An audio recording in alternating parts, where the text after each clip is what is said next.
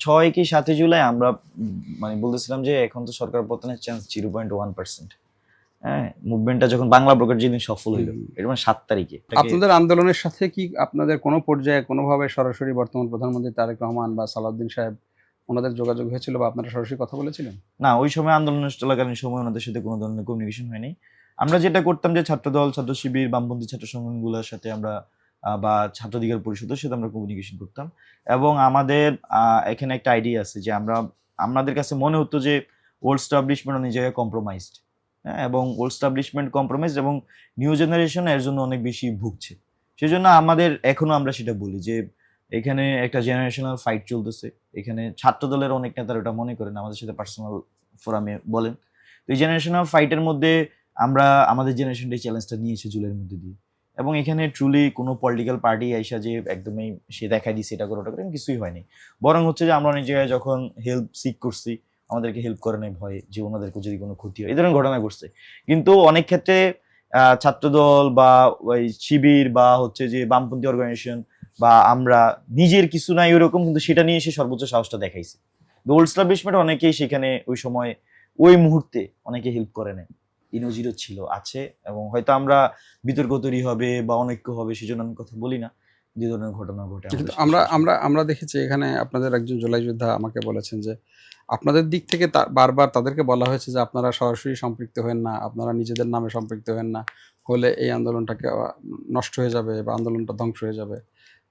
যে কারণে তারা কোনো রাজনৈতিক দলই তারা তাদের নিজেদের নাম বা ক্রেডিট দাবি করে না, যেটা সাধারণত রাজনৈতিক দল।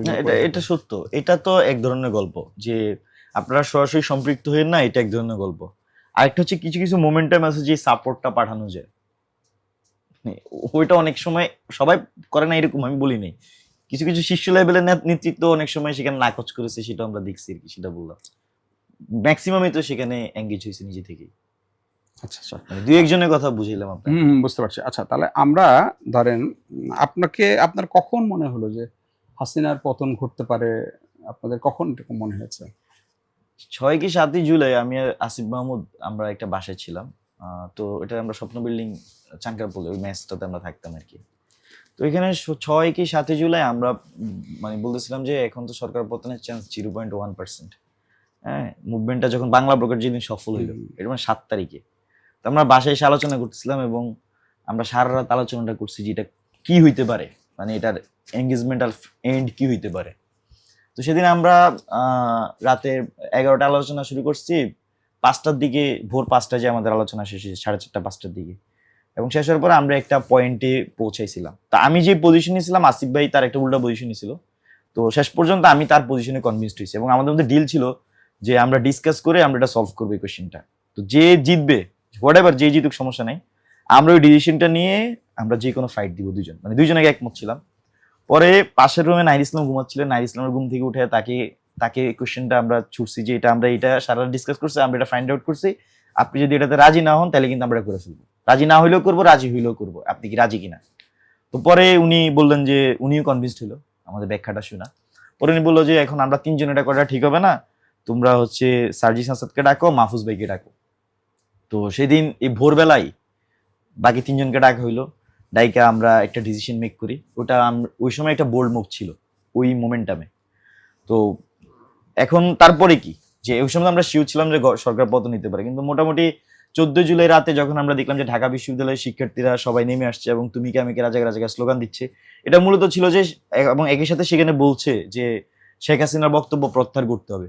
প্রায় আপনার 14 সালের পর থেকে ঢাকা বিশ্ববিদ্যালয়ে শেখ হাসিনার বিরুদ্ধে এইভাবে স্লোগান হয়নি। তো শেখ হাসিনার বিরুদ্ধে যখন এই ধরনের স্লোগান দিচ্ছে, আমাদের কাছে একটা জিনিস ক্লিয়ার ছিল যে এটা তো রাজনৈতিক মুভমেন্টে রূপান্তর হয়ে যাচ্ছে, এবং রূপান্তর হওয়ার পরে এটা হয়তো 20 দিন লাগবে, হয়তো 1 মাস লাগবে, হয়তো 2 মাস লাগবে, কিন্তু হাসিনার ব্যাপারে যে ন্যারেটিভ যে ওকে কোয়েশ্চেনেবল করা যাবে না, ও মরার আগ পর্যন্ত ওকে চেয়ার থেকে নামানো যাবে না, এটা ভেঙে গেছে এবং সে পড়ে যাবে। এই জিনিসটা আমরা 14 জুলাই মোটামুটি বুঝতে পারছি। আপনারা মানে প্রথম কখন শুনলেন হাসিনা পালিয়ে গেছে, এবং শোনার পরে আপনাদের আনুমানিক 2টার দিকে 5 আগস্ট শোনার পরে আপনাদের প্রতিক্রিয়া কি ছিল বা আপনারা কি? আমরা তো এক একজন এক এক জায়গায় ছিলাম। আমি ছিলাম চাঙ্গারপুলে, এটা হচ্ছে বোরহানউদ্দিন ডিগ্রি কলেজটার সামনে ছিলাম ওইখানে। আপনি জানবেন যে এখানে অনেক গোলাগুলি হয় এবং আমাদের পাশের 2জন শহীদ হয়। তো সেখানে ছিলাম এবং সেখানে মানুষজন অনেক ছিন্ন বিচ্ছিন্ন অবস্থা ছিল আমরা যখন আসি। আসার পরে স্লোগান ধরে যে দিয়েছি তো রক্ত আরো দিব রক্ত, রক্তের বন্যায় ভেসে যাবে অন্যায়, মানে ওই সময়টাতে একটা মোমেন্টাম ছিল। আমরা তো আসলে ওইভাবে গ্রুপ বেঁধে হাঁটতে পারতাম না, সিঙ্গেলি মুভ করতাম। তো যেখানে যেতাম স্লোগান দিলে মানুষজন জড়ো হয়ে যেত এবং মানুষ আমাদেরকে চিনতো যে আমরা এই আন্দোলনটা করতেছি বা আমরা লিডারশিপে আছি। তো মানুষজন চলে আসতো। তো ওইখানে আসার পরে প্রায় 600-700 মানুষ হয়ে যায় চানকাপুলে সকালে। তো এই 600-700 মানুষ নিয়ে সামনে মুভ করতেছিলাম। মূলত আমাদের টার্গেট ছিল ঢাকা মেডিকেলের ওইখানে যাওয়া। আমাদের প্রায় 1-150 মতো সহযোদ্ধা ঢাকা মেডিকেলে আটকা পড়ছিল এবং সকালবেলা শুনবেন যে শহীদ মিনারে 4 জন শহীদ হয়। তো ওই গ্রুপ অফ পিপল থেকে বাকি 1-150 ওরা হচ্ছে ঢাকা মেডিকেল আশ্রমে। মূলত টার্গেট ছিল ওদেরকে উদ্ধার করা, কিন্তু মাঝখানে ওই যে চাঙ্গারপুলে দেখলেন যে গোলাগুলি পুলিশ গুলি করতেছে। তো বারবার যতবারে সামনে আগাচ্ছিলাম পুলিশের গুলিতে বাধার মুখে পড়তেছিলাম এবং আমাদের এই মিছিলে 2 জন শহীদ হয় সেদিন। একজন আমার একদমই পাশে ছিল। তো ওই দিন আরেকটা জিনিস, এই স্টোরিটা অনেক জায়গায় ওইভাবে আসে নাই, সেটা ছিল যে ওইখানে যে বার্নি ইউনিটটা ছিল 22 তলা, বার্নি ইউনিটের 22 তলা থেকে টার্গেট কিলিং করার জন্য আমাকে আর আসিফ মাহমুদকে টার্গেট শুট করে, আপনার স্নাইপার শট করে উপর থেকে। এটা কিভাবে বুঝি, কারণ আমরা দেখি যে সামনে কোনো পুলিশ নেই, কিছু নেই, কিন্তু আমাদের পাশের একজন গুলিবিদ্ধ হয়ে গেছে। তো এটা একবার ঘটে, সেকেন্ড টাইম আবার ঘটে আমরা যখন সামনে আগে, তখন আমাদের মধ্যে সন্দেহ হইতেছে যে আশেপাশে কোথাও থেকে গুলিটা করতেছে। তো আশেপাশে উচ্চ ভবন ছিল যে বার্নি ইউনিটটা। তো আমরা পরে বার্নি ইউনিটের আমরা যে বিল্ডিংটাতে দেখতাম সেটা 9 তলা ছিল, সেটা ছাদ 2টা বার্নি ইউনিটটা অ্যানালাইসিস করে দেখলাম যে বার্নি ইউনিটের মধ্যে পোশাক পরা হাঁটাহাঁটি করতেছে এবং ওরা কেউ কেউ আছে যে গুলি তাক করে দাঁড়ায় আছে। তো আমাদেরকে আসলে টার্গেট কিলিং করারও ট্রাই করা হয় 5ই আগস্টে। মানে তাহলে এই যে একটা মানে আলোচনা আছে যে স্নাইপার রাইফেল কারা ব্যবহার করেছে, একটা ব্যাপক বিতর্ক আছে এবং আলোচনা আছে সে ব্যাপারে। ফ্যাসিবাদের সরকারও, ফ্যাসিবাদ যারা তারাও বলেছে। আবার দেখা গেল যে পরবর্তী সরকারে যিনি উপদেষ্টা হলেন তিনিও বললেন যে এই 7.62 বোরের গুলি এটা কোথা থেকে আসলো, এটা তো মানে পুলিশ ব্যবহার করে না, মিলিটারি গ্রেডের গুলি কোত্থেকে আসলো, এরকম আলোচনা তো হয়েছে এবং এই বিতর্কটা এখনো আছে। তার মানে আপনারা নিজেরা দেখেছেন যে আসলে স্নাইপারের গুলি কারা হ্যাঁ করেছে, হ্যাঁ, স্নাইপার স্নাইপারের গুলি তো করেছে এবং এটা আচ্ছা আমার শেখ পাশের হাসিনা, জন্যই শেখ সেই হাসিনার গুলিতে পদত্যাগের গুলিবিদ্ধ খবর হয়েছে। শোনার পরে আপনারা কি করলেন? শেখ হাসিনা পদে সে খবর শোনার পরে আমরা স্বাভাবিকভাবে শাহবাগ অভিমুখে রওনা হইলাম এবং আমি যেখানে ছিলাম ওইখান থেকে আমি পার্সোনালি যদি বলে মাস্ক পরে এমন ভাবে গিয়েছি যাতে আমাকে মানুষ একটু না চিনে, কারণ ওই মুহূর্তে এই দোসররাও আমাকে গুলি করে দিতে পারে, রাস্তাঘাটে থাকতে পারে। হ্যাঁ, তো সেজন্য মাস্ক পরে যে শাহবাগে গেলাম। শাহবাগে যাওয়ার পরে আমাদের প্ল্যান ছিল যে গণভবনে তো মানুষ যাচ্ছে, আমরা গণভবনের দিকে যাবো কি যাবো না এটা নিয়ে আমরা একটা দ্বিধাদ্বন্দ্বে ছিলাম। তো আমরা পরবর্তী সংসদ ভবনের দিকে যাই এবং আমি, নাহিদ ইসলাম, আসিফ মাহমুদ আমরা একসাথে ছিলাম। আমরা সংসদ ভবনে যাই এবং সেখানে যারা উপস্থিত মানুষ ছিল তাদের উদ্দেশ্যে কথা বলে আমরা পরবর্তীতে ইয়েতে আসি যে আমরা শুনি ওইখানে যে অনেক আর্মির সাথে বসে মুভমেন্টটাকে অন্যদিকে নিয়ে যাওয়ার ট্রাই করছে আর কি। তো তখন আমরা তাড়াহুড়ো করে দ্রুত ইসে আসি, আপনার এটা বলে যে চ্যানেল 24 অফিসটা, তো ওইখানে ওই দিকটাতে আসি। তো আইসি ওইখানে আমরা একটা সম্ভাষণ করি সন্ধ্যার দিকে, মনে আছে আপনাদের হয়তো। তো এটা ব্যাকগ্রাউন্ডে ছিল যে অনেক আর্মির সাথে বসছে এবং এই আন্দোলনটাকে অন্যদিকে নিয়ে যাওয়ার চেষ্টা করছে সেই তৎকালীন সময়। প্রিয় দর্শক, আপনারা এতক্ষণ শুনছিলেন গণতান্ত্রিক ছাত্র শক্তির সাবেক ঢাকা বিশ্ববিদ্যালয়ের সাধারণ সম্পাদক এবং এখন যিনি জাতীয় ছাত্র শক্তির কেন্দ্রীয় সাধারণ সম্পাদক পদে আছেন বাকর মজুমদারের কথা। আমরা এই আলোচনাটি 36 জুলাইয়ের পরবর্তী পর্বে শুনব একটি বিরতির পরে। জীবন অবাক না করলে কে করবে? 28% মিল্ক ফ্যাটের অবাক করার সাথে ফ্রেশ মিল্ক পাউডার। জীবন অবাক করুক প্রতিদিন। প্রিয় দর্শক, বিরতির পরে আমরা চলে এলাম বাকের মজুমদারের কাছে। বাকের মজুমদার, আমরা 36 জুলাই পর্যন্ত আমরা আমাদের আলোচনা করেছিলাম। 36 জুলাইয়ের পরে নতুন সরকার গঠিত হলো এবং আমরা দেখলাম যে এই সরকারে এমন অনেক লোক চলে আসলো যাদের সাথে জুলাইয়ের সাথে কোনো সম্পৃক্ততা নেই এবং যারা দীর্ঘদিন ধরে বিদেশে রয়েছে। তো সেরকম লোক যারা আসলো তাদের আশা নিয়ে কি কোনো প্রশ্ন আপনারা তুলেছিলেন, যেহেতু আপনার স্টেক হোল্ডার মূলত এখানে মূলত 5ই আগস্টের পরেই 6ই আগস্ট থেকেই এই বিপ্লব, আমি মনে করি যে আপনি যেটা এখন এসে অনেকে বলছে যে অনেক জায়গায় তার আশা আকাঙ্ক্ষা বাস্তবায়নে ব্যাহত হয়েছে। তো এটা 6ই আগস্ট থেকে শুরু হয়েছে।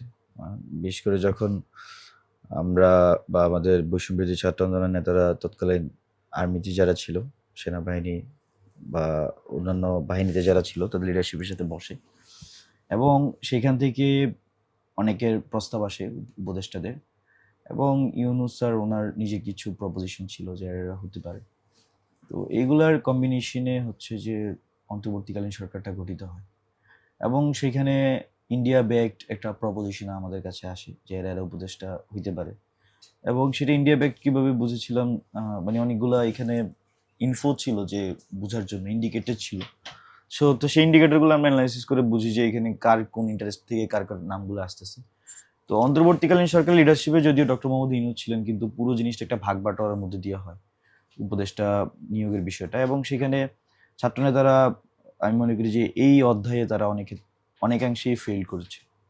তারা এটাকে বিপ্লব রূপান্তর করতে পারে নাই, এবং আজকে যে জুলাইয়ের মানুষের মধ্যে যে পরিবর্তন আসে, মানুষ রাস্তায় নেমে এসেছে, পরিবর্তনগুলো কিন্তু তারা ঘটাইতে পারে নাই। হ্যাঁ, আংশিক কিছু পরিবর্তন হয়েছে, কিন্তু ওই অর্থে ম্যাসিভ আকারে সেই পরিবর্তনটা কিন্তু সোসাইটিতে প্রতিফলিত হয় নাই। এবং সেটার ক্ষেত্রে অনেক ক্ষেত্রেই আমি মনে করি যে ছাত্রনেতারা ওই যে 6ই আগস্ট তারা আর্মির সাথে দেখা করেছে, আর্মি প্রধানের সাথে দেখা করেছে এবং বঙ্গভবনে গিয়েছে, সেখান থেকে আমি মনে করি যেটা ব্যর্থতার দিকে আস্তে আস্তে ধাবিত হয়েছে। এবং সেইখানে অন্তর্বর্তীকালীন সরকারে আপনি বললেন যে অনেক অনেক উপদেষ্টা এসেছে যারা বিদেশি ছিল, অনেকে আসলে জুলাইয়ের সাথে কোনোভাবেই তাদেরকে কানেক্টেড করা যায় না, এই ধরনের মানুষজন এসেছে। এবং এটা সত্য, আমি তো বললাম যে এটা কোটা আকার আসছে যে এই গ্রুপ থেকে, এখান থেকে অমুকের সাজেশনে 3 জন, অমুকের সাজেশনে 2 জন, অমুকের সাজেশনে 4 জন, এভাবে এসেছে। এবং ফলশ্রুতি দেখা গেছে যে অন্তর্বর্তীকালীন সরকারের মধ্যে কালেকটিভলি জুলাইয়ের বিষয়ে সফট কর্নার ছিল না, এটা আমার উপলব্ধি। কারণ আমি অভ্যুত্থানও ছিলাম, এবং অভ্যুত্থান পরবর্তী সময়ে আমরা দেখেছি যে কিভাবে ডিসিশন তো আপনি একটা খুব গুরুত্বপূর্ণ কথা বললেন যে অন্তর্বর্তী সরকারের মধ্যে কালেকটিভলি জুলাইয়ের ভিতরে সফট কর্নার ছিল না, কিন্তু তারা জুলাইয়ের চেতনা নিয়ে অনেক কথা বলেছেন। হ্যাঁ, অনেক কথা বলেছে, বলতে তো কিছু লাগে না, কিন্তু কাজের বেলায় বুঝেছে যে আসলে কি কতটুকু ধারণ করে। মুখে তো অনেক বলে আড়ানো যায়। তো অন্তর্বর্তীকালীন সরকারের মধ্যে কালেকটিভলি জুলাই স্পিরিট ছিল না। কেন আপনার এরকম মনে হলো? আমার মনে হলো যে তারা মানে জুলাই যেমন নিয়ে কিছু যে উদাহরণ ধরনের যদি- কাজগুলো করা যেত তারা সেগুলো করে নাই। আপনার এখানে যে প্রাতিষ্ঠানিক সংস্কারগুলো তাদের আমলে করে যাওয়ার সুযোগ ছিল, তারা সেগুলো করে নাই। এইখানে বাংলাদেশের মানুষের, আমি এটা অনেক জায়গায় বলছি যে 2টা জিনিস কমন ছিল ম্যাসিভলি। একটা ছিল যে সবাই শেখ হাসিনা পতন চেয়েছে, এটা একদমই ম্যাসিভলি সবার মধ্যে। সেকেন্ডলি ম্যাসিভলি যেটা ছিল যে তারা বাংলাদেশের যে প্রতিষ্ঠানগুলা, বাংলাদেশের যে স্ট্রাকচারাল সিস্টেমটা, এটার একটা ম্যাসিভ চেঞ্জ চেয়েছিল। এবং ওই চেঞ্জেসটা এরকম হবে যে মানুষ হসপিটালে গেলে চিকিৎসা পাবে। এই চেঞ্জেসটা এরকম হবে যে সরকারি কোনো দপ্তরে গেলে তারা ঘুষ দিতে হবে না। এই চেঞ্জেসটা এরকম হবে যে শিক্ষা প্রতিষ্ঠানগুলোতে শিক্ষার গুণগত মান পরিবর্তন হবে, কালচারের পরিবর্তন হবে। এটা এমন যে আপনার এখানে ধরেন মিডিয়া হাউস থেকে শুরু করে সবাই মানে আইডিয়াল যে সিস্টেম, তারা অ্যাটলিস্ট কাছাকাছি সিস্টেমে থাকবে, স্ট্যান্ডার্ড সিস্টেমে। এই ধরনের কিছু ঘটে না, এবং অন্তর্বর্তীকালীন সরকার এখানে পুরোপুরি ব্যর্থ হয়েছে। আপনি দেখবেন যে এখানে যিনি স্বাস্থ্য স্বাস্থ্য উপদেষ্টা ছিলেন, তাকে তো মানে ফ্রম ভেরি বিগিনিং তাকে ব্যর্থ হিসেবে সবাই বলছিল, কারণ সে কোথাও ওই বোল্ড মুভগুলো নিতে পারছিলেন না। এবং একে একে যদি আমি উপদেষ্টাদেরকে অ্যানালাইসিস করি, বা ইভেন ছাত্রনেতাদের মধ্যে যারা উপদেষ্টা ছিলেন, ছাত্রনেতাদের মধ্যে তারাও তাদের নিজ কর্মস্থলে অনেক ক্ষেত্রে ব্যর্থ হয়েছে আমি মনে করি। এবং এটার ফলশ্রুতিতে যেটা হয়েছে, জনগণ অনেক ক্ষেত্রেই সে আস্থাটা হারিয়েছে অনেক জায়গায়। তবে এখানে কিছু কাজ তো হয়েছে, যেমন মানুষ তার কথা বলতে পারছে, বাক স্বাধীনতাটা আমি মনে না, করি কিন্তু যে মানুষ exercise করতে আমরা যদি পারছে। দেখি যে মানে 36 জুলাইয়ের পরে আওয়ামী লীগের দুর্নীতির বিরুদ্ধে তো একটা অবশ্যই রায়, সেই আলোচনায় যাওয়ার আগে একটু ছোট্ট যেহেতু কথাটা এসলো, আমরা কিন্তু দেখলাম যে জুলাই আন্দোলনে সেনাবাহিনীর একটা পজিটিভ ভূমিকা ছিল। তারা আগে থেকেই তারা ঘোষণা করেছে আমরা ছাত্রদের উপরে গুলি করব না, বা জনগণের উপরে, নিরীহ জনগণের উপর গুলি করব না। বিভিন্ন জায়গায় আমরা 2-3 তারিখ থেকেই দেখছি যে আন্দোলনরতরা সামরিক এপিসির উপর উঠে পড়ছে, এবং তাদেরকে কিন্তু তারা মানে বাধা দিচ্ছে না। এবং পরবর্তীকালে আমরা এই যে ক্যান্টনমেন্টে যে মানে বৈঠকটা হলো বিভিন্ন অফিসারদের, সেখানে সেনাপ্রধান একটা মানে কৌতুকমূলক একটা ইঙ্গিতমূলক একটা বক্তব্য দিলেন যে আরও বেশি কাদালে উড়াল দেবো আকাশে। আমরা পরবর্তীতে সেই উড়াল দেওয়ার ঘটনাটা দেখলাম, এবং পরবর্তীতে হাসিনাকে মানে এই যে মানে এটাকে কি বলি, মানে যেভাবে আমরা গণভবনে দেখেছি মানুষের যেতে, ওই সময় ওই জনগণ যদি গণভবনে গিয়ে হাসিনাকে পেত, নিশ্চয়ই বুঝতে পারছেন আমি কি বলছি। তো সেই জায়গা থেকে মানে হাসিনাকে সরিয়ে দেয়া এবং সরকার গঠনে আর্মির একটা ভূমিকা ছিল এবং আর্মির দিক থেকে একটা সিগন্যাল ছিল, এবং এই যে আর্মি গুলি করবে না, এটাও তো মানুষের উপরে এক ধরনের আন্দোলনকারী আপনারা যারা ছিলেন এক ধরনের সাহস বা ইয়ে জুগিয়েছে। আনডাউটলি তৎকালীন সময়ে আর্মি যারা ফিল্ড লেভেলে ছিল তারা আন্দোলনকারীদের সাথে অনেক ক্ষেত্রে সহযোগিতাপূর্ণ আচরণ করেছে, আবার অনেক ক্ষেত্রে রুডও হয়েছে, সেগুলোরও ডকুমেন্টেশন আছে। আবার এখানে আপনি যেটা বললেন যে একই সাথে যেমন হাসিনাকে বাইরে পাঠিয়ে দেওয়ার জন্য সেখানেও সহযোগিতা করছে, আবার সরকার গঠনও তাদের এখানে তাদের প্রভাব ছিল সরকার গঠনের ক্ষেত্রে, অন্তর্বর্তীকালীন সরকারের ক্ষেত্রে। আবার একই সাথে আপনি দেখবেন যে আওয়ামী লীগের নেতারা কিভাবে মানে কিভাবে পালিয়েছে, কিভাবে সরেছে, এটা নিয়ে কিন্তু অনেক ধরনের বিতর্ক আছে। এই এই জায়গাটাতে আমি আরেকটু সুন্দর একটা জায়গায় আপনি এসছেন। এই জায়গাটা থেকে আমরা যদি এইভাবে আসি, আমরা দেখলাম যে ৩৬ জুলাইয়ের পরে এই যে আওয়ামী লীগের বিভিন্ন নেতারা যারা মানে খুব বড় ধরনের দুর্নীতি সাথে জড়িত এবং বলে আলোচিত হয়েছে, অলিগার্ক হিসেবে যাদেরকে বলা হতো, আন্দোলনের পক্ষশক্তি সব রাজনৈতিক দল, এই ছাত্র প্রতিনিধি বলি, অন্যান্য যে মানে ইয়ারা মানে প্রতিনিধিত্বশীল রাজনৈতিক দল ছিল, এই সব দলের নেতারাই গিয়ে এই মানে আওয়ামী লীগের এই দুর্নীতির টাকা ভাগবাটোয়ারা করে তাদেরকে মানে রক্ষা করা, সুরক্ষা দেয়া, পালাতে দেয়া বা কোনো জায়গায় লুকিয়ে থাকতে দেয়া এবং সীমান্ত পার করতে দেওয়ার ব্যাপারেও কিন্তু এইদের বিরুদ্ধেও কিন্তু অভিযোগ এসছে ব্যাপকভাবে। এসেছে, তো সেটাই তো বললাম যে স্পেসিফিকভাবে যখন আর্মি মানে আমার মেইন পয়েন্টটা ছিল যে 6ই আগস্টে যখন ছাত্রনেতারা গিয়ে সেনাবাহিনী, নৌবাহিনী, বিমান বাহিনীর প্রধানদের সাথে বসতেছে এবং সেইখানে কিভাবে সরকার গঠন হবে সেই বিষয়ে সিদ্ধান্ত হচ্ছে, এবং সেইখানে মূলত অন্তর্বর্তীকালীন সরকারের যে উপদেষ্টারা আসছে তারা এক একজনের সাজেশনে আসছে, এবং এই সাজেশনের ভিত্তিতে যেই গভর্নমেন্টটা ফর্ম করলো মূলত এটা বিভিন্ন জন বিভিন্ন স্টেক ছিল। এই জন্য দেখবেন যে অন্তর্বর্তীকালীন সরকার কোনোদিন বিএনপির দিকে হেলে যাচ্ছিল, কখনো জামাত দিকে হেলে যাচ্ছিল। কে কার সাজেশন এসেছিল যদি একটু শুনি? না, সেটা হয়তো ইতিহাস আস্তে আস্তে একটু আপনার কাছ থেকে শুনি, আপনি তো সেই ভিতরের লোক। না, সেটা আমি এখন বলবো না, এটা সময় বলে দিবে যে আর কবে বলবেন, মানে এটা সময় বলে দিবে যে কখন বলতে হবে। কিন্তু অন্তর্বর্তীকালীন আমরা অনেকে আসলে অনেক কিছু বুঝি নেই, যেটা সত্য কথা, এবং বুঝি নেই, এবং তৎকালীন সময়ে এগুলো আসলে ভাগ বাটোয়ারা হয়েছে, এবং এই ভাগ বাটোয়ারা হয়েই জুলাইয়ের যে স্পিরিট এবং জুলাইয়ের স্পিরিটকে আমি মনে করি যে অনেক ক্ষেত্রে ধূলিসাৎ করে দেওয়া হয়েছে। জুলাইয়ের স্পিরিটের যে রেজাল্ট আসার কথা ছিল সেই রেজাল্ট আসতে দেওয়া হয়নি, এবং তার প্রথম প্যার একটা মারা হয় সেখান থেকে, এবং ধাপে ধাপে সেটা ডে বাই ডে এটা। কিন্তু আমরা এই যে সমস্ত ছাত্র উপদেষ্টা পরিষদে গেলেন, যে সমস্ত সমন্বয়করা বিভিন্ন মানে সরকারি সংস্থার কোঅর্ডিনেশনের দায়িত্ব পেলেন এবং ছাত্র প্রতিনিধি হিসাবে বিভিন্ন মানে সরকারি প্রতিষ্ঠান অর্গানে সমন্বয়ক হিসাবে দায়িত্ব পালন করলেন, তাদের বিরুদ্ধে বিভিন্ন নিয়োগ বদলি, ফ্যাসিবাদের সাথে জড়িত লোকদেরকে সুরক্ষা দেয়া, তাদেরকে প্রমোশন, তাদেরকে এই এবং মানে অল্প দিনের মধ্যে এদের অনেককেই ব্যাপক পরিমাণ টাকা পয়সা ইনকাম করতে দেখেছি। এটাও কি জুলাইয়ের ব্যর্থতার অন্যতম কারণ না? অবশ্যই এটা এই ধরনের কারণগুলো অন্যতম কারণ। তবে আমি এই ক্ষেত্রে বলবো যে মানে আপনি জুলাইয়ের স্পিরিট কে ধারণ করা যারা ম্যাসিভলি, এবং এদের শুধুমাত্র এরাই রিপ্রেজেন্টেটিভ এটা কিন্তু না, এরকম অনেকে আছে যারা শতভাগ সততার সাথে এখন পর্যন্ত দাঁড়ায় আছে, অনেকে আছে না, আমি তো চিনি সবাইকে, তো শতভাগ সততার সাথে এখনো দাঁড়ায় আছে, এটা সংখ্যাই বেশি। 2-1 করাপ্টেড হইতে পারে, এবং যাদেরকে আমাদেরও করাপ্টেড মনে হয় সেও বলে যে ঠিক আছে প্রমাণ দেখাও বা প্রমাণ দেখান। তো সেক্ষেত্রে আমরা তো বলছি যে, বা আমিও বিভিন্ন জায়গায় বলছি যে বিএনপি যেহেতু গভর্নমেন্টে আছে, তাদের উচিত কেউ যদি এরকম করাপশনের সাথে জড়িত থাকে তাদেরকে চিহ্নিত করে এই অভিযুক্তদেরকে বিচার আওতায় আনা, এবং আমরা এখানে পূর্ণ সমর্থন দিব।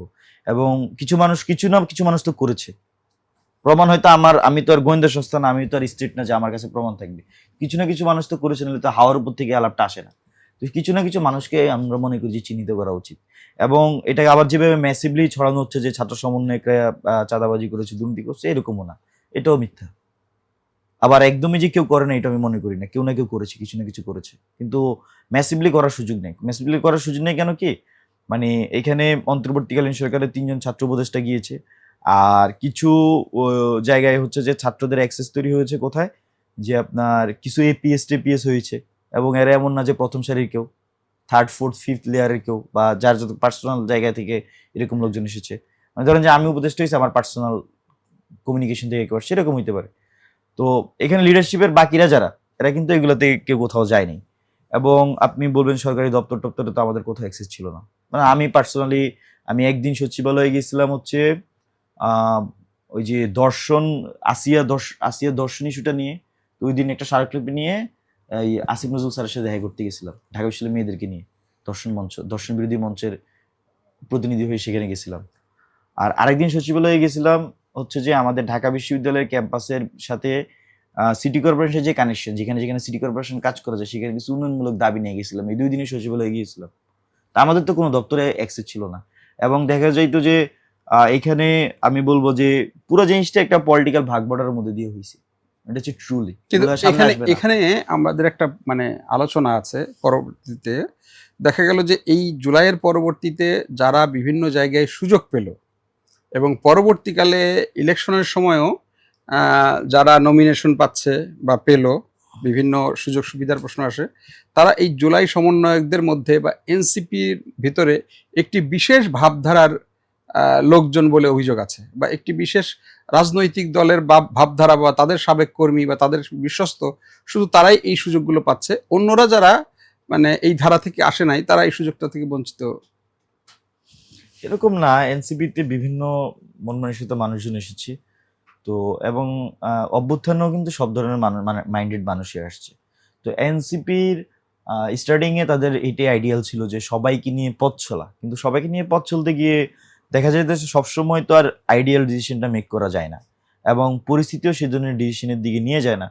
তো যখন ইলেকশনের সময় আসে সেই সময়ে স্বাভাবিকভাবেই এনসিপি একটা নতুন পার্টি হিসেবে তার জোটের প্রয়োজনীয়তা সে অনুভব করছিল, এবং সেই প্রয়োজনীয়তা থেকে তারা যেহেতু সংস্কারের পক্ষে জামাতে বোল্ড পজিশন ছিল, বা বিচার সংস্কার নিয়ে কিছু নীতিগত জায়গায় জামাতের সাথে এক ছিল, তো সেই জন্য তারা একটা নির্বাচনী জোট করেছে এনসিপি জামাতের সাথে।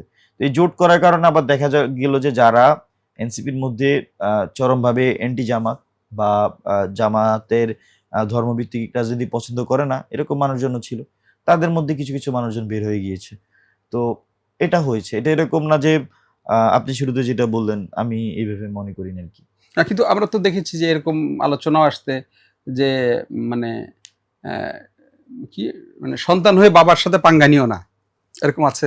আবার এরকম শুনেছি হাফ জামাত, এটা তুমি তো হাফ জামাত, হ্যাঁ, এরকম আলোচনা তো আপনি শুনেছেন নিশ্চয়ই। না, এটা আমাদেরকে ট্যাগিং করা হয়, জামাতের বি টিম বলে, ক্যাম্পাসে ছাত্রদেরকে মধ্যে শিবিরের বি টিম বা এই ধরনের একটা জিনিস ছাত্র দল বা বামপন্থীর এই ধরনের নেটিভটা ছড়ানোর চেষ্টা করে। না, এটা তো ওনাদের জামাতের বক্তব্য, এই যে বক্তব্যটা তো এটা জামাতের নেতারাই, জামাতের সেক্রেটারি বলেছেন, জামাতের মানে সিনিয়র নেতারাই বলেছেন। এটাও ওনারা বয়স দিয়ে বোঝানোর চেষ্টা করেছেন, মূলত ওল্ড এস্টাবলিশমেন্ট আর নিউ জেনারেশনের ফাইট। এটা আসলে জামাত আর এনসিপি বোঝানো হয়নি, আমি এটাকে জামাত এনসিপি করে দেখি না। এই টোনটা যে জামাতের নেতাদের এরকম না, এই টোনটা আওয়ামী লীগের নেতাদেরও ছিল, এই টোনটা বিএনপি নেতাদের অনেকের মধ্যে এই জিনিসটা আছে। এটা মূলত ওল্ড সেটেলমেন্ট আর নিউ সেটেলমেন্টের মধ্যে মানে এই ফাইটটা, এটা জামাতের নেতা ব্যক্তি হিসেবে আমি এটাই ভেবে দেখি না। এবং এখানে এখনো আপনি যেটা বলছেন যে একটা সাবেক কর্মীদের আধিক্য বেশি, বিষয়টা এরকম না টোটালি। এখানে জুলাইয়ের যারা বিভিন্নভাবে অংশীজন ছিল তারা এখন এখানে আছেন, এবং এইখানে হ্যাঁ জামাতের সাথে জোট হওয়ার কারণে স্বাভাবিকভাবে যারা একটু সেন্ট্রাল লেফট ছিল তাদের অনেকেই রাজনৈতিকভাবে মেন্টালি দুর্বল হয়ে গিয়েছে, অনেকে বের হয়ে গিয়েছে রাজনীতি থেকে, এ ধরনের ঘটনা ঘটেছে। আবার এটা একটা জিনিসই সত্য, যারা ওল্ড স্টাবলিশমেন্টের পার্ট, আই মিন যারা ধরেন যেখানে আমি যদি বলি যে সাবেক শিবিরের কর্মী বা সাবেক শিবির, ওনারা এনসিপিতে যারা এসেছে ওরা কিছু অ্যাডভান্টেজ পায়, কারণ ওদের একটা ওল্ড কমিউনিটি আছে পলিটিক্যাল, এবং ওই কমিউনিটি অনেক ইস্টাবলিশড আছে। তো পলিটিক্যালি নানা জায়গায় তারা এই অ্যাডভান্টেজটা পায়। সেই ধরেন যে সে আপনার কোন একটা পত্রিকা হাউসে সে ইন্টারভিউ দিতে গেল, সেখানে দেখা গেলো যে তার কোনো সাথী ভাই সেখানে আছে, সাবেক সাথী ভাই, সে কিন্তু ওই সাথী ভাই থেকে একটা অ্যাডভান্টেজ পায় সেই অফিসে গেলে। তো এই ধরনের অ্যাডভান্টেজটা হাইয়েস্ট পায়, কিন্তু এর বাইরে আসলে কিছু। আচ্ছা, একটি নতুন রাজনৈতিক দল এনসিপি, তার যাত্রা শুরু হলো এমন একটি রাজনৈতিক দলের সহযোগী হিসেবে যার বিরুদ্ধে ৭১-এর একটা বিতর্কিত ভূমিকা আছে, যেটি একটি ধর্মভিত্তিক রাজনৈতিক দল হিসেবে চিহ্নিত।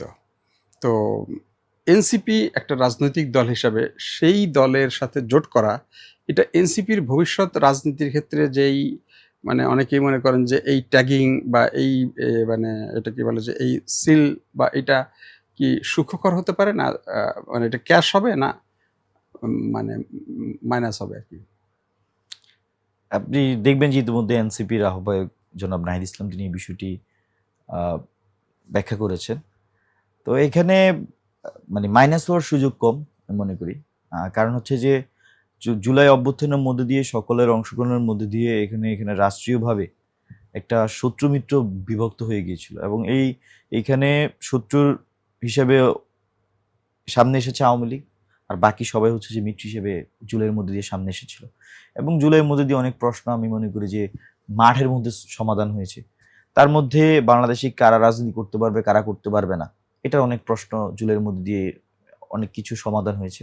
তো সেই জায়গা থেকে জুলাইয়ের শক্তি হিসেবে আমি জামাতের সাথে এনসিপি জোট করাটাকে আমি কোনো দোষের কিছু মনে করি না।